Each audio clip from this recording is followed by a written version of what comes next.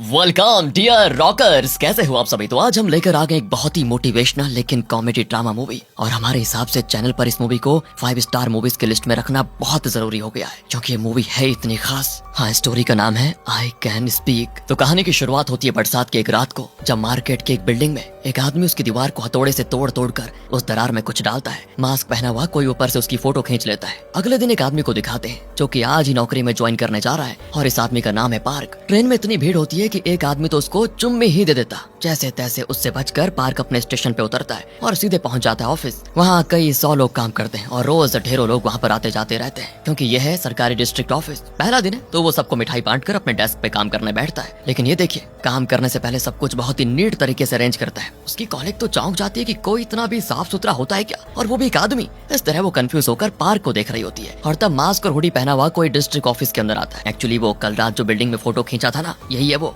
उसको देखते पार्क के पास बैठी कॉलीग घबराकर फोन उठाकर कान में रख लेती है, और वो भी उल्टा, हालांकि फोन रिंग भी नहीं हुआ था। एक आदमी फाइल लेकर पार्क के पास आता है, लेकिन मास्क वाले को देखते ही वो तुरंत मुड़कर चला जाता है। पर पार्क समझ नहीं पाता कि ये सब मास्क वाले से इतना डर क्यों रहे हैं, और तब वो मास्क निकालता है।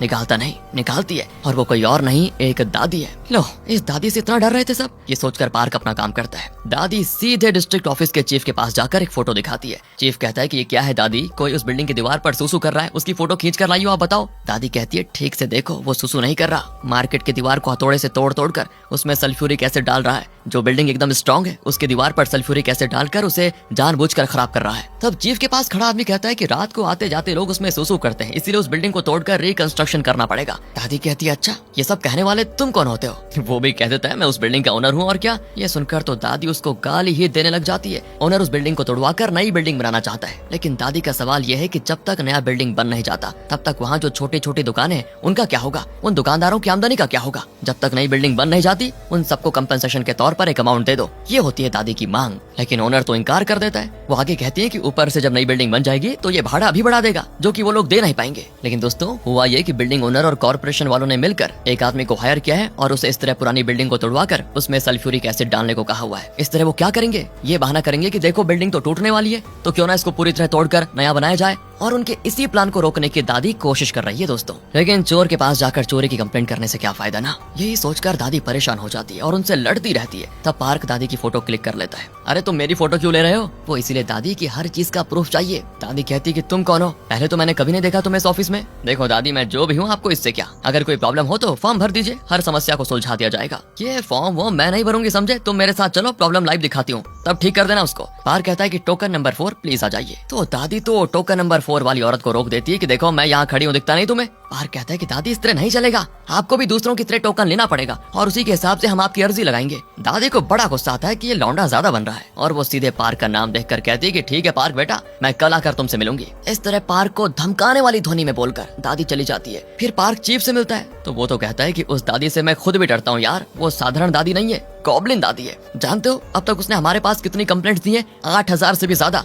मार्केट में माल रखते हुए थोड़ा सा तेल गिर जाए तो उसकी कंप्लेंट, कोई बिना हेलमेट की गाड़ी चला ले उसकी फोटो खींचकर कंप्लेंट दर्ज करती है। मार्केट का रास्ता साफ होना चाहिए, अगर किसी ने गलती से कोई बॉक्स रख दिया तो उससे लड़ने लगती है। ये सब कुछ तो कुछ भी नहीं है बेटा, मैं एक फ्लैशबैक बताता हूँ। और यहाँ फ्लैशबैक में दिखाते हैं कि दादी मार्केट में जा रही थी, तो दीवार पर एक बैनर लगा हुआ था। दादी ने एक आदमी से पूछा ये बैनर यहाँ क्यों लगा हुआ है, तो उस आदमी ने बताया कि दादी ये हमारे देश के नए प्रेसिडेंट है। तब जानते हो दोस्तों दादी ने क्या कहा, उन्होंने कहा कि प्रेसिडेंट है तो चुपचाप बैठा रहे अपनी कुर्सी पर, इधर मार्केट में उसकी फोटो रखकर क्या आरती उतारनी है हमें, हटाओ इसको यहाँ से। और ये कहकर दादी ने प्रेसिडेंट पर भी यहाँ हमारे पास आकर कंप्लेंट लिखवा दी। इस दादी के डर से ऑफिस में कई चीफ्स ट्रांसफर हो गए, भाग गए यहाँ से, पता है तुम्हें। मैं तो खुद भी भागने वाला था, लेकिन जिस तरह से तुमने उसको हैंडल किया, मेरे अंदर अब उम्मीद जाग गई है कि मुझे यहाँ से जाना नहीं पड़ेगा। अब उस बुढ़िया से सारे कंप्लेंट्स तुम ही हैंडल करना प्लीज। इस तरह वो दादी को मैनेज करने का काम अब सौंप देता है पार्क को। अगले दिन पार्क टोकन नंबर 17 को बुलाता है, तो वहाँ पर आती है दादी और वो उसे अपना फॉर्म देती है। Okay next, token number 18। तो इस पर दादी फिर से एक अर्जी देती है, क्योंकि वही टोकन नंबर 18 है दोस्तों। तब पार्क की कॉलीग टोकन नंबर 19 को बुलाती है, तो दादी उसको एक अर्जी पकड़ाती है कि ये है टोकन नंबर 19। और तो और दोस्तों,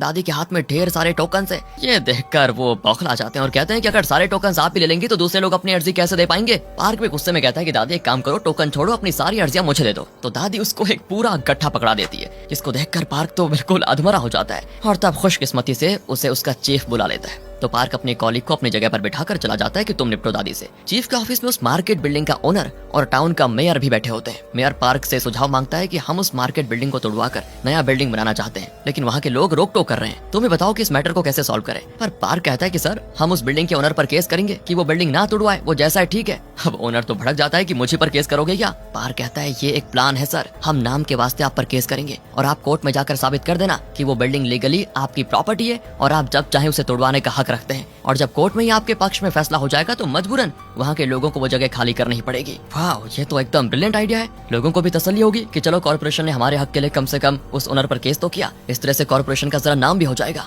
ये है दोस्तों इनका प्लान। दूसरी ओर दादी मार्केट में एक औरत से लड़ रही होती है जिसका नाम है मिशा। दादी कहती है कि अपनी दुकान का साइन बोर्ड सड़क पे मत रखा करो, समझी। तो मिशा चिल्लाती है कि तुमने कब देखा कि मैंने सड़क पर साइन बोर्ड रखा हुआ है। दादी तो चलती फिरती डेटाबेस है दोस्तों, वो तुरंत अपने फोन पर क्लिक किए हुए फोटो को दिखाती है। तो मिशा कहती है हाँ रखा हुआ था, तो तुम्हें इससे क्या। और इस बात पर दोनों का फिर झगड़ा शुरू। फिर दादी वापस जा रही होती है तो एक लड़का नूडल्स को कच्चा खा रहा होता है। दादी कहती है बेटा नूडल्स को हमेशा पका कर ही खाओ। कहकर दादी चली जाती है और ये लड़का कोई और नहीं, पार्क का छोटा भाई जीजू है। जीजू घर आता है तो पार्क ने खाना बना कर रखा होता है। जीजू तो उसको छूता तक नहीं और कहता है कि ऐसा खाना खाने से तो अच्छा है कि मैं कच्चा नूडल्स ही चबा लूं। एक्चुअली दोस्तों इनके पेरेंट्स जिंदा नहीं है, बेचारे पार्क को खाना बनाना नहीं आता, लेकिन जीजू टेस्टी डिशेस खाना चाहता है और कोई रास्ता न पाकर वो नूडल्स को कच्चा ही खाने का आदी हो चुका है। अगले दिन दादी फिर डिस्ट्रिक्ट ऑफिस आती है और पार्क को एक बड़ा सा पार्सल देकर कहती है कि बेटा अच्छा हुआ तुम लोगों ने डिस्ट्रिक्ट ऑफिस की तरफ से उस बिल्डिंग ओनर पर केस कर दिया, पर वो ओनर बिल्डिंग तोड़वाने के लिए कुछ भी कर सकता है, इसीलिए इसमें उस बिल्डिंग को खामखा डैमेज करने की कोशिश करने के बारे में कुछ डॉक्यूमेंट्स और फोटोज हैं, इन्हें कोर्ट में पेश करके तुम लोग केस जीत सकते हो। फिर वो ओनर देखना कभी मार्केट को खाली नहीं करवाएगा। इस तरह से दादी उसको सारा एविडेंस सौंप कर बड़ी उम्मीद लेकर जाती है कि सब ठीक हो जाएगा। अब पार्क उन फाइल्स को देखने के बजाय अपनी कॉलीग से कहकर उन्हें वेस्ट फाइल्स के साथ रखने को कह देता है। ओह, दादी यहाँ पर एक रेस्टोरेंट में बैठी होती है और तब उनकी बेस्ट फ्रेंड जेन आती है और दादी के सामने बैठकर वो फोन पर मस्त इंग्लिश में बात करती है। दादी हैरान कि ये तो इंग्लिश में बहुत बढ़िया बोल रही है। जेन कहती है मैं स्पोकन इंग्लिश क्लास गई थी और सीख गई बहुत अच्छे से, वैसे तुम्हारा काम कैसे चल रहा है। तो दादी कहती है अरे मेरी तो सिलाई की दुकान है, बस धीरे धीरे चल रही है। जेन कहती है अरे यार तुम कितने दिन उस दुकान में बैठी रहोगी, बाहर निकलो, दुनिया घूमकर एंजॉय करो। हाँ घूमना तो मैं भी चाहती हूँ जेन, लेकिन पर इतने में जेन फिर पूछती है कि तुम्हारा काम कैसे चल रहा है। फिर जेन को कोई कॉल आ जाता है और वो अपने बैग को टटोलने लगती है जबकि उसका फोन टेबल पर पड़ा हुआ है। दादी कहती है तुम्हें हो क्या गया है जेन, फोन तो टेबल पर रखा हुआ है, तुम बैग में क्या ढूंढ रही हो। लेकिन जेन बिना कुछ कहे अपनी चीजें लेकर चले जाती है, पर जेन एक रुमाल छोड़ गई थी। और दोस्तों आप इस रुमाल को बड़े ध्यान में रख लीजिए क्योंकि क्लाइमेक्स में इस रुमाल का बहुत बढ़िया तरीके से काम होने वाला है। अब दादी जेन को रुमाल देने जाती है लेकिन जेन तो गाड़ी में बैठ जाती है और बाहर में एक औरत खड़ी होती है और पता नहीं उस औरत को देखती दादी छुप जाती है। फिर दादी घर आकर अपना वही सिलाई का काम करती है। तब उसकी एक और फ्रेंड आती है जिससे दादी मार्केट में मिली थी। उसने अपना एक कोट लाने को दिया होता है जिसे वो ट्राई कर रही होती है। और अब देखिए दोस्तों दादी अपनी टूटी फूटी इंग्लिश में उससे बात करती है, लेकिन जहाँ दादी को इंग्लिश के एक दो शब्द आते हैं ना, इस फ्रेंड को तो इंग्लिश क्या होती है ये भी पता नहीं होता। उसके जाने के बाद दादी एक कार्ड को देखती है जिस पर लिखा है भाई और एक फोन नंबर भी। दादी उस नंबर को कॉल लगाती है लेकिन उस तरफ कोई अमेरिकन इंग्लिश में बोलता है तो दादी घबरा कर कॉल कट कर देती है क्योंकि दादी को बस इंग्लिश के 2-3 शब्द याद हैं जैसे hi, hello, how are you, what's up वगैरह। अगले सीन में दादी की स्पोकन इंग्लिश क्लास ज्वाइन कर लेती है और वहाँ तो सारे यंग स्टूडेंट्स होते हैं जो जल्दी सीख जाते हैं, लेकिन दादी बार बार डाउट पे डाउट पूछती है तो दूसरों को डिस्टर्बेंस भी होता है। टीचर कहता है कि दादी ये क्रैश कोर्स है, अगर तबियत से सीखना है तो प्लीज लाइब्रेरी में जाकर खुद ही बुक्स पढ़कर सीख लीजिए। दादी भी उदास होकर निकल जाती है कि शायद मैं कभी इंग्लिश सीख ही नहीं पाऊंगी। और तब वो किसी की आवाज सुनती है जो बढ़िया इंग्लिश बोल रहा होता है और वो कोई और नहीं पार्क होता है। दादी तो उसके पीछे पड़ जाती है कि प्लीज मुझे इंग्लिश सिखाओ, मुफ्त में नहीं अच्छी खासी फी दूंगी तुम्हें, तुम बस मुझे इंग्लिश सिखा दो। पार्क कहता है कि मेरे पास टाइम नहीं है दादी, ऊपर से आपने इतनी सारी फाइल्स जो दे दी मुझे उन्हें भी तो पढ़कर आपकी समस्याओं का हल करना है, वो सब करने के बाद मेरे पास टाइम नहीं बचेगा, इसलिए मैं आपको नहीं सिखा सकता। कहकर पार्क मस्त बच निकल जाता है। लो यार ये तो मेरी लाठी से मुझे को मारने चला गया, ये सोचकर दादी वापस घर आ जाती है। अगले दिन दादी एक और कंप्लेंट लेकर हाजिर हो जाती है जिस पे लिखा हुआ है कि प्लीज मुझे इंग्लिश सिखाओ और उस पर नाम लिखा होता है जेनिफर। पार्क पूछता है दादी अब ये जेनिफर कौन है। वो कहती है कि मैं ही तो हूँ, स्पोकन इंग्लिश क्लास में मेरा नाम यही था। दादी पर जरा तरस खाकर सिखा दो ना बेटा इंग्लिश, इतनी भी अकड़ो मत। तो इस पर पार्क उनका मजाक उड़ाता है कि मेरे पैर पड़ने के बजाय वापस स्पोकन इंग्लिश क्लास में क्यों नहीं चले जाती आप जेनिफर मैडम। अगले दिन दोस्तों पार्क सो रहा होता है तो उसे आता है कॉल। वो कॉल अटेंड करता है तो उस तरफ से आवाज आती है कि मैं जेनिफर बोल रही हूँ, अभी तक उठे नहीं पार्क बेटा। हे भगवान ये दादी यार मेरा पीछा नहीं छोड़ रही। वैसे मेरा नंबर आपको मिला कहाँ से दादी? तुम्हारे ऑफिस में सारे स्टाफ की लिस्ट थी, उसी से तुम्हारा नंबर निकाला मैंने। प्लीज बेटा सिखा दो ना इंग्लिश। देखो दादी देखो मैं बता रहा हूँ, गुस्सा मत दिलाओ। इस तरह डांट कर वो कॉल कट कर देता है। सुबह होती है और पार्क ऑफिस में चैन से काम कर रहा होता है, लेकिन तब दादी आकर उसको ठीक सामने वाले बेंच पर बैठी दिखती है और स्पीक इंग्लिश इन 30 डेज ये वाला बुक पढ़ रही होती है। पास ही उसने स्नैक्स भी रखे होते हैं जिन्हें खाते खाते वो इंग्लिश में न जाने क्या क्या बक रही होती है। पार्क को बड़ा गुस्सा आता है और वो दादी से कहता है कि इस तरह यहाँ बैठना ठीक नहीं है, आप प्लीज निकल जाइए यहाँ से। बेटा आखिरी बार पूछ रही हूँ, मुझे इंग्लिश सिखाओगे या नहीं, बता दो। मैं भी आखिरी बार बोल रहा हूँ दादी, नहीं सिखाऊंगा। ठीक है बेटा। अब तक तो मैं हफ्ते में एक बार कंप्लेंट्स का एक गट्ठा लेकर आती थी, अब रोज एक गट्ठा लेकर आऊंगी, कहकर वो कंप्लेंट्स का एक बड़ा सा गट्ठा उठाकर पार्क के कॉलिग को दे देती है और कहती है कि इन सभी को रजिस्टर कर देना। पार्क के कॉलिग्स तो हाथ जोड़ देते हैं कि प्लीज पार्क, हमें इस शामत से बचा लो। और फिर कोई रास्ता न पाकर पार्क दादी को इंग्लिश सिखाने लग जाता है। पहले तो वो दादी को ABCD का एक बुक देता है, तो दादी कहती है, अरे बेटा तुमने क्या मुझे अनपढ़ समझ के रखा हुआ है, ABCD तो मैं जानती हूँ, मुझे तो बस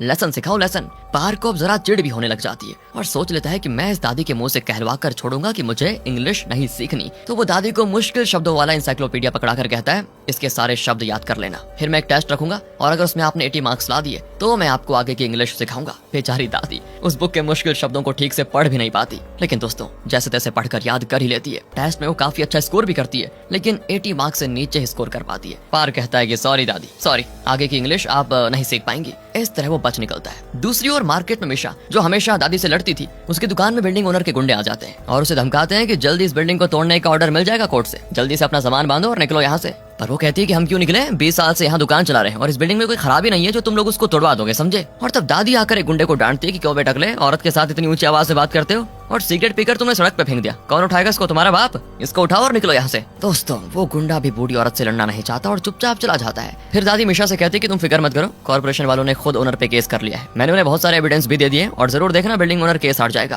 पर मिशा उसे इग्नोर करके चली जाती है। पार्क अपना काम खत्म करके बस में घर लौट रहा होता है तो अपने भाई जीजू को पैदल जाते हुए देखकर वो उतर जाता है। ये घर जाने के बजाय यहाँ क्यों घूम रहा है, यही सोचकर पार्क जीजू का पीछा करने लगता है। अब जीजू एक दुकान के अंदर जाता है तो पार्क भी वहाँ जाता है। वहाँ पे दादी को देखकर पार्क चिल्ला देता है और तब जाकर दादी को पता चलता है कि ये दोनों तो भाई हैं। फिर दादी कई सारे डिशेस ला कर देती है जिन्हें जीजू दबा कर खाता है। पार्क के मुंह में तो पानी आ जाता है तो दादी कहती है, तुम क्या तमाशा देख रहे हो, तुम भी खा लो, कहकर वो पार्क को भी खाना देती है। खाना खाकर जीजू चला जाता है और तब पार्क देखता है कि दादी ने अपने घर की दीवारों पर एनसाइक्लोपीडिया की मुश्किल शब्द लिखकर प्रैक्टिस किए हुए हैं। और अब जाकर पार्क समझता है कि दादी को इंग्लिश सीखने में बहुत ज्यादा इंटरेस्ट है। वो पूछता है कि आप मेरे भाई को खाना क्यों दे रही थी। अरे बेटा, एक दिन मैं मार्केट से लौट रही थी तो ये लड़का कच्चा नूडल्स खा रहा था। एक दिन मैंने उसे कहा कि मेरे घर पर आकर खाओ, वो भी आ गया और बड़े चाव से खाने लगा। तो मैंने कहा कि बेटा तुम्हें जब भी भूख लगे मेरे घर पर आ जाना। तो तब से वो भी अक्सर आकर मेरे घर पर खाना खाने लग गया और मैं भी एकदम अकेली रहती हूँ ना, इसलिए जब जीजू यहाँ पर आता है तो मुझे भी अच्छा लगता है। ये सारी बातें सुनकर पार्क इमोशनल हो जाता है और फिर कहता है कि ठीक है दादी, सोमवार, बुधवार और शुक्रवार को आपकी इंग्लिश क्लास होगी, मैं आपको इंग्लिश सिखाऊंगा और हाँ, बदले में मुझे फीस भी नहीं चाहिए, बस इसी तरह मेरे भाई को आप घर का खाना खिला दीजिएगा। अरे बेटा तुम फिक्र मत करो, तुम देख लेना, तुम्हारा भाई तुमसे भी मोटा हो जाएगा,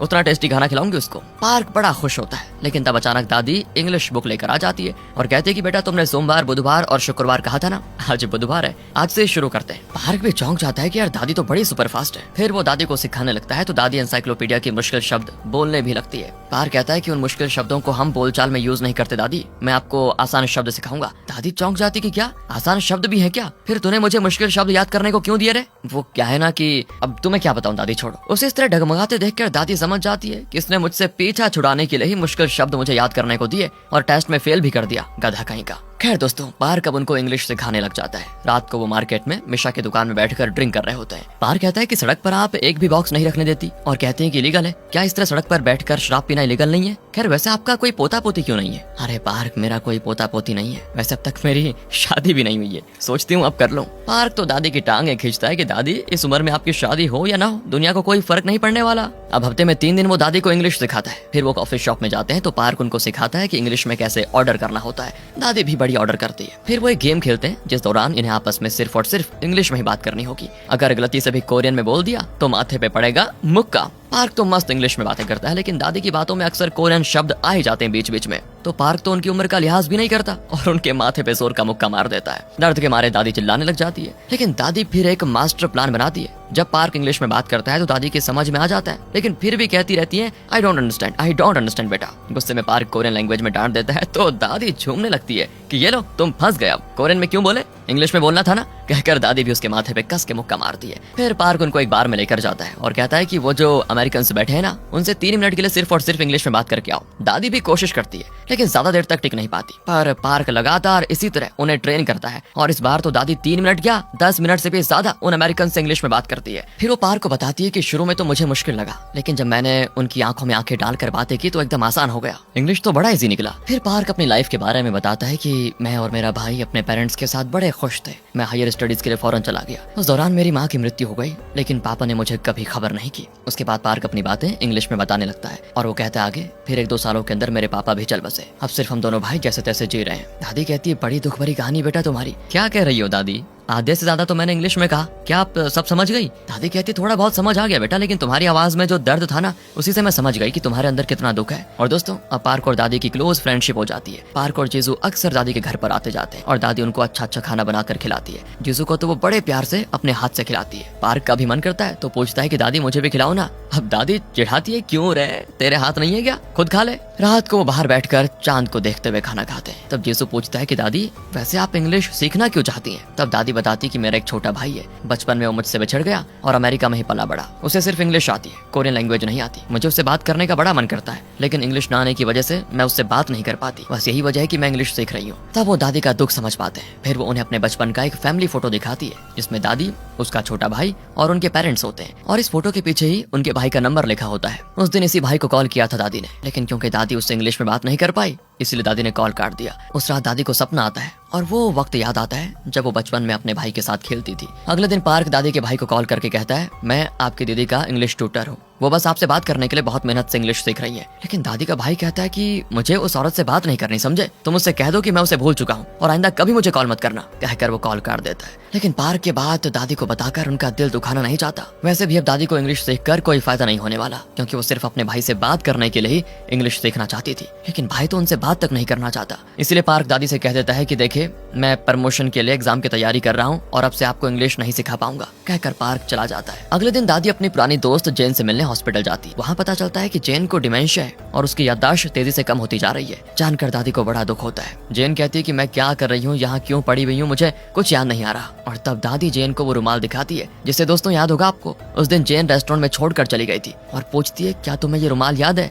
जेन कहती है इसे मैं कैसे भूल सकती हूँ, बताओ, मुझे इसके बारे में अच्छे से याद है। और यही सुनकर दादी फूट फूट कर रोने भी लगती है। तो वहाँ पर एक औरत आकर दादी से अकेले में बातें करती है और बताती है जेन की हालत बहुत ही खराब होती जा रही है, कुछ ही महीनों में वो अपना नाम तक भूल जाएगी, लेकिन उसकी एक आखिरी इच्छा है जिसे वो खुद पूरा नहीं कर सकती, तो आपको जेन की मदद करनी होगी। दादी की समझ नहीं आता कि वो क्या कहे। वो डगमगा जाती है और फिर मार्केट आ जाती है। वहाँ पुलिस उस मिशा को अरेस्ट करके लेकर जाती है, क्योंकि किसी ने कंप्लेंट किया था कि वो कम उम्र के बच्चों को बियर बेचती है। दादी को देखते ही वो चिल्लाती है कि मैं जानती हूँ बुढ़िया, तुमने कंप्लेंट किया होगा। इस पर फिर दोनों का झगड़ा होता है। हालांकि दोस्तों, दादी ने ऐसा कोई कंप्लेंट नहीं किया था इस बार। अगले दिन दादी डिस्ट्रिक्ट ऑफिस जाती है, लेकिन वहाँ पर पार्क नहीं होता। जब दादी ऑफिस के पीछे की तरफ जाती है तो कॉर्पोरेशन का चीफ और कुछ लोग बातें कर रहे होते हैं कि वो तो हमने नाम के वास्ते बिल्डिंग ओनर पर केस कर दिया, असल में उस केस में कुछ होने वाला है नहीं और हम खुद ओनर को ही जितवाएंगे। मार्केट की पुरानी बिल्डिंग तोड़ी जाएगी और नई बिल्डिंग तो बनेगी ही बनेगी, हम खुद भी ओनर के साथ जो है। ये सारी बातें सुनकर दादी को बड़ा गुस्सा आता है और वो सीधे चीफ के पास जाकर कह देती है कि शर्म नहीं आती तुम लोगों को? जनता की सेवा के लिए तुम लोगों को तनख्वाह दी जाती है और तुम लोग उस बिल्डिंग ओनर के पक्ष में हो। चीफ कहता है कि देखो दादी, हमारे पास उस ओनर के खिलाफ कोई सबूत नहीं है।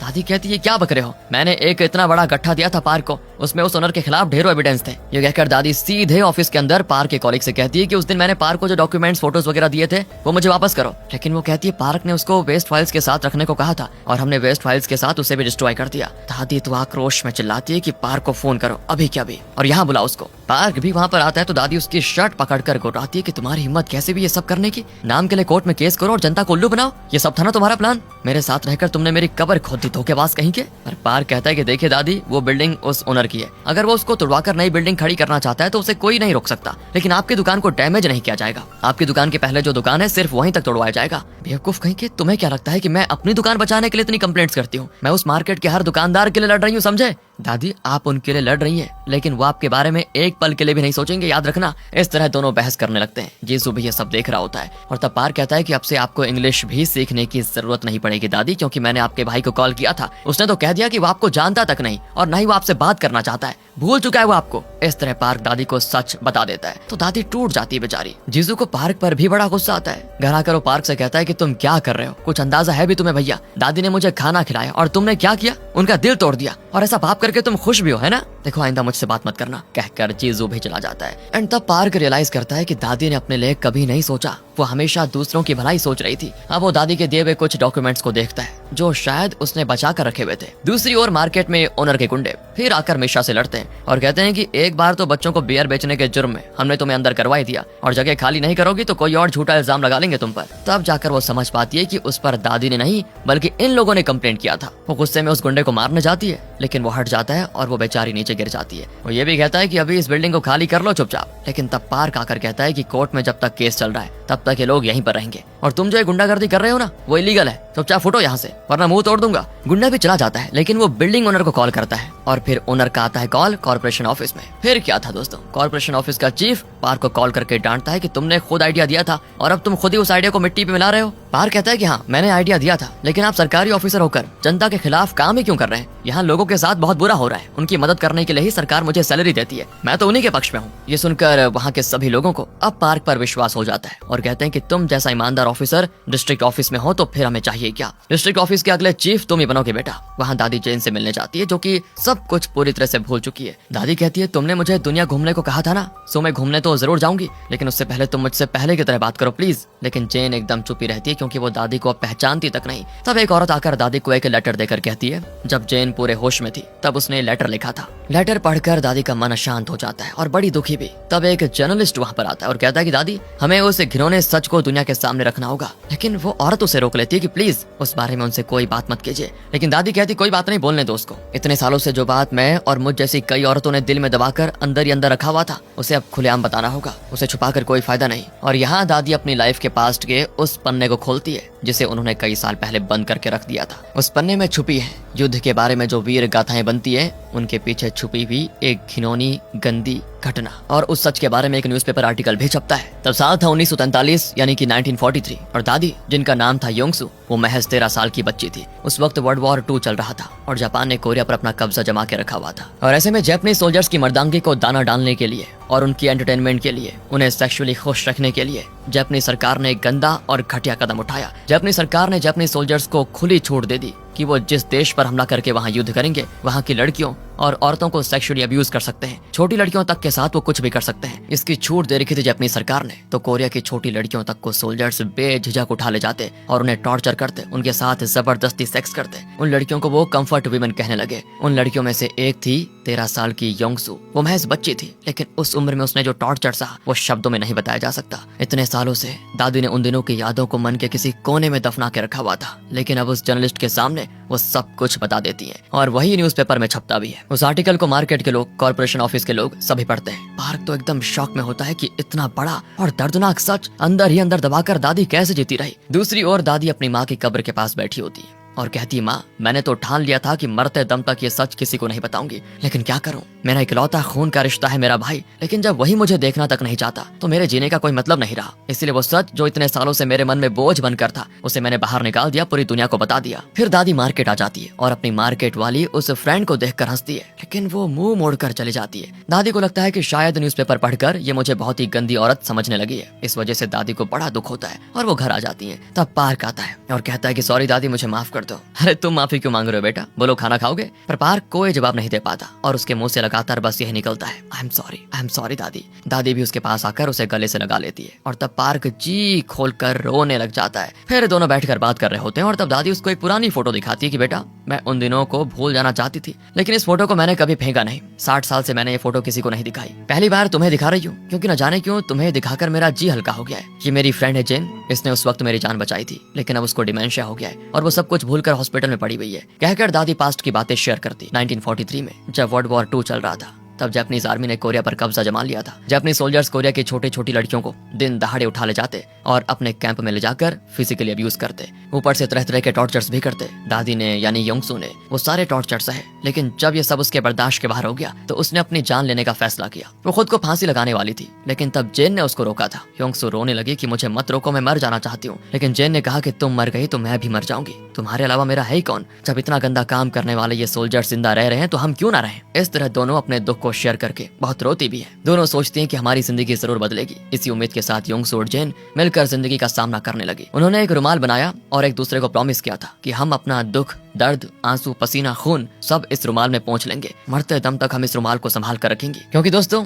इन दोनों के लिए ये कोई मामूली रुमाल नहीं था, बल्कि उनकी लाइफ के सारे दुख दर्द में उनकी हिम्मत बढ़ाने वाली एक अहम चीज थी। वो बताती है कि हमारे साथ जो जुल्म हुआ वो सिर्फ अन्याय ही नहीं बल्कि इंसानियत का गंदा और घिनौना सच था, जिसे दुनिया अनदेखा करके आगे बढ़ गई। इसी वजह से जेन चाहती थी कि हमें ये सच दुनिया को बताना होगा, लेकिन उसे इंग्लिश नहीं आती थी और उसने कोरियन में अपनी बातें कही। लेकिन जिन लोगों ने उसे इंग्लिश में ट्रांसलेट किया उन्होंने कई बातें नहीं कही और गलत ट्रांसलेट किया। इसीलिए जेन ने इंग्लिश सीखने का फैसला किया और उसने बढ़िया सीख भी ली। फिर उसने सबके सामने जापानीज आर्मी की काली करतूतों के बारे में बयान देने के लिए एक लेटर भी लिखा। ये कहकर वो पार्क को जेन का वो लेटर भी दिखाती है। साथ ही कहती है फिर जेन को डिमेंशिया हो गया और वो धीरे धीरे सब कुछ भूलने लगी। फिलहाल तो बेचारी ये तक भूल गई है कि वो खुद कौन है। इसलिए उसके खातिर मैं ये सारा सच सबके सामने बताकर रहूंगी और उसके लिए मुझे अमेरिका जाना होगा। वहाँ मुझे इंग्लिश में ही अपनी बात कहनी होगी। असल में यही वजह थी कि मैं इंग्लिश सीखना चाहती हूँ। क्या तुम मेरी मदद करोगे बेटा प्लीज? पार्क कहता है कि दादी मैं जरूर सिखाऊंगा, आप फिक्र मत कीजिए। इसके बाद पार्क उसे बहुत ही सिंसियरली सिखाना शुरू करता है। लेकिन दादी की मार्केट वाली फ्रेंड दादी से बात तक नहीं करती और उन्हें अनदेखा करके चली जाती है। दादी को बड़ा गुस्सा आता है और वो उसी से पूछ लेती है कि तुम्हें हो क्या गया है? जो बात 60 साल पहले हुई थी उसे मैंने बता दिया तो क्या हो गया?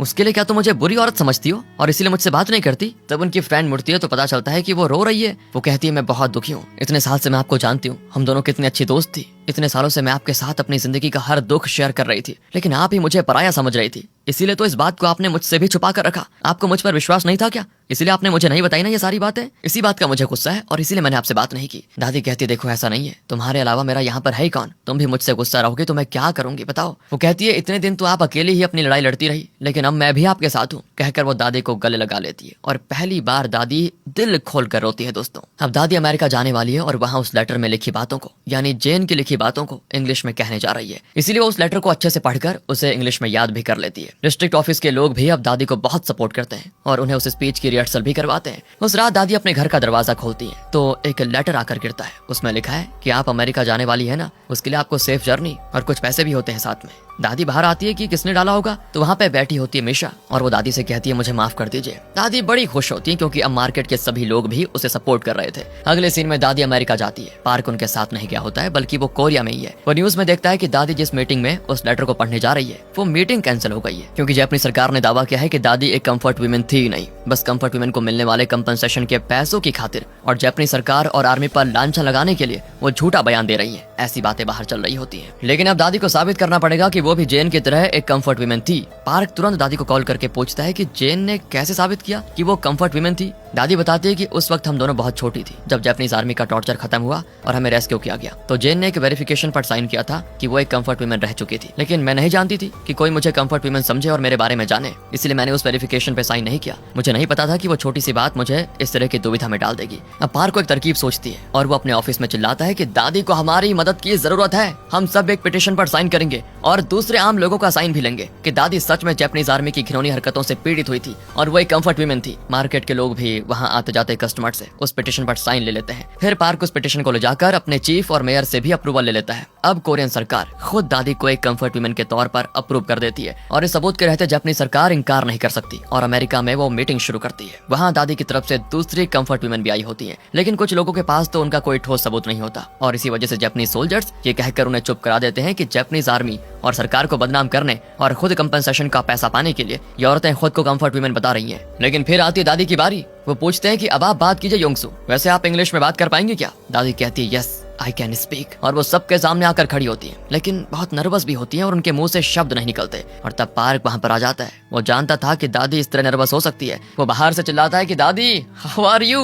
दादी भी कहती है आई एम फाइन। अब दादी को जरा हिम्मत आ जाती है और दादी ने पार्क को जो फोटो दिखाई थी पार्क उसको भी लेकर आया था और वो उसे सबूत के तौर पर पेश करते हैं। लेकिन जापानीज ऑफिशियल्स अब भी अपनी आर्मी के पक्ष में ही बोलते हैं कि बचपन में तो ऐसी फोटोज कईयों ने खींची होंगी, तो क्या सभी कंफर्ट वीमेन थी? इससे कुछ साबित नहीं होता। हमें तो लगता है कि ये औरत भी कंपनसेशन के पैसों के लिए झूठी गवाही दे रही है। इस तरह वो दादी पर इल्जाम लगाते हैं तो दादी से और बर्दाश्त नहीं होता और वो अपना ड्रेस उतार कर दिखाती हैं। उनके पेट में चाकू से बुरी तरह काटने के निशान बने हुए हैं और जापानीज सोल्जर्स ने उनके पेट में चाकू से बुरी तरह काटने के निशान बने होते हैं और जापानीज सोल्जर्स ने उनके पेट में बहुत ही गंदा सा एक टैटू कर रखा होता है कि तुम एक कंफर्ट वीमेन हो। ये सब देखकर सबके सब फ्रीज हो जाते हैं और जापानीज ऑफिशियल्स की हो जाती है बोलती बंद। इससे बड़ा एविडेंस और क्या हो सकता है? अब दादी कोरियन लैंग्वेज में ही बोलती है और वहाँ एक औरत उसे इंग्लिश में ट्रांसलेट करती है। दादी कहती है कि मेरे शरीर पर बने ये सारे निशान इस बात का सबूत है कि जापानीज सोल्जर्स ने चाकू से मेरे शरीर को लगातार चीरा है। आप लोगों को एविडेंस चाहिए था ना, तो देख लीजिए, मैं ही वो जीता जागता एविडेंस हूँ। तब से लेकर जब भी मैं नहाती हूँ तो इन घावों के निशान